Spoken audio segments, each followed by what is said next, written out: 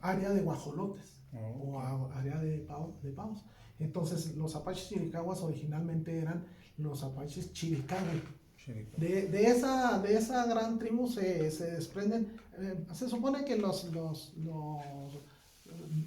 la etnia atabascana, de ahí surgen la pachería, y hay siete grandes tribus, pero una de ellas es la chiricahua, y de ahí se desprenden 4 tribus, que nosotros las identificamos más como las tribus que los identificamos por los líderes o por los jefes, pero actuales del siglo XIX. Voy a mencionarlos porque es la forma en que nosotros los identificamos mejor, que son los líderes, son Hu con los Nene, es de Warspring, es Victorio, y luego los Donkoy es Jerónimo, principalmente.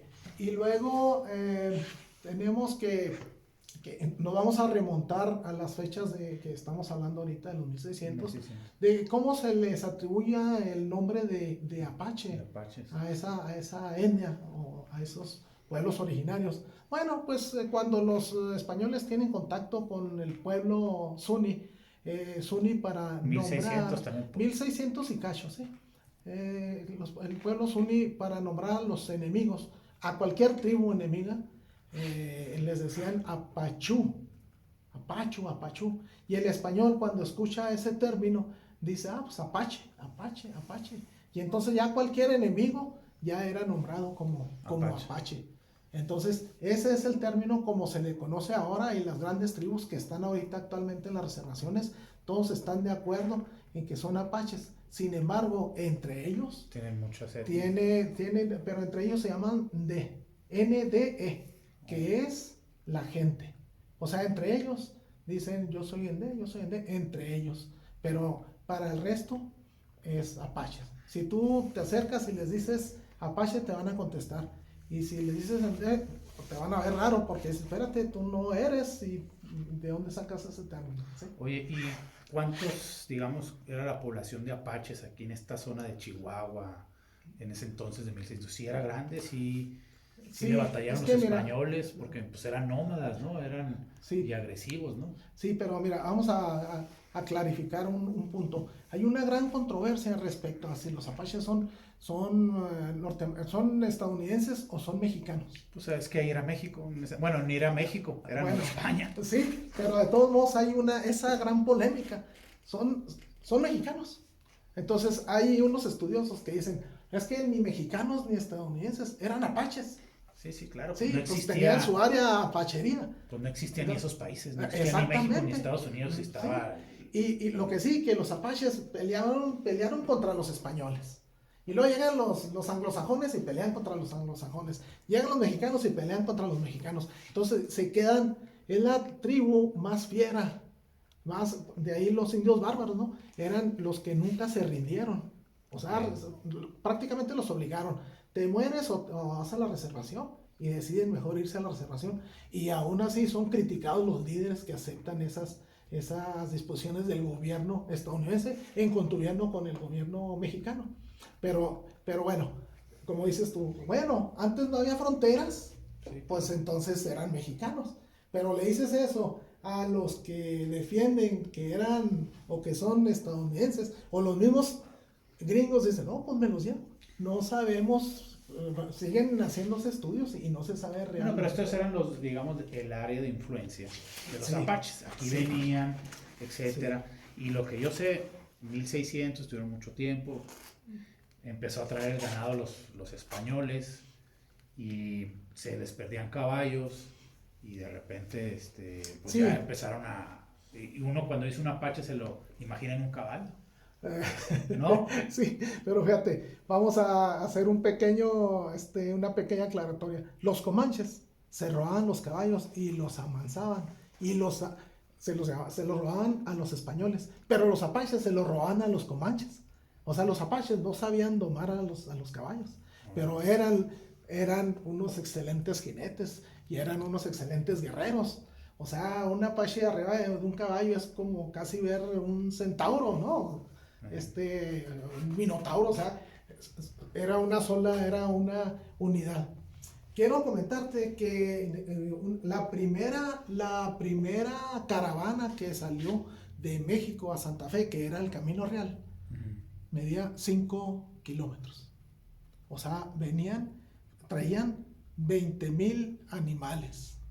Era una carreta tras otra carreta, entonces venían todos totalmente protegidos. Aquí en Chihuahua llegaron por nombre de Dios y avanzaron por el Camino Real.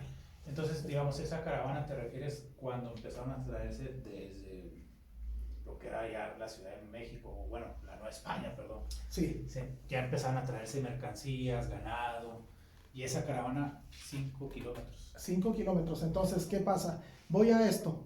Había la oportunidad, era tan largo el tirón de gente que los apaches atacaban estratégicamente y se robaban animales y lo que podían vencerles. Pero al robarse animales es como se van distribuyendo y van creciendo y van haciendo nuevos y se llena el estado, hablando de Chihuahua, es un animalero por todos lados, porque todo lo que se van robando se va quedando por ahí en las llanuras, en las praderas. No, unos los utilizan, otros se les escapan, puesto que no sabían domar. Entonces el comanche domaba pues 1 o 2, pero se robaban 300, 500. Los apaches se robaban hasta 1,000 animales. No se van tan diestros. En Cinillas, aquí estamos en el Saus. Aquí a 30 kilómetros está en Cinillas. Ahí llegaron a tener 5,000, 10,000 caballos. Entonces los apaches, sí, están muy vigilados, pero llegan y se roban partidas de 500, de 1,000 animales. ¿Cuántos se les perdían? Porque no podían controlarlos. Y todos esos es como se distribuyeron en diferentes partes. Ahora, en Chihuahua había rancherías apaches por todos lados. Yo he ido prácticamente a los 67 municipios que tiene el estado de Chihuahua y en todos, en los archivos,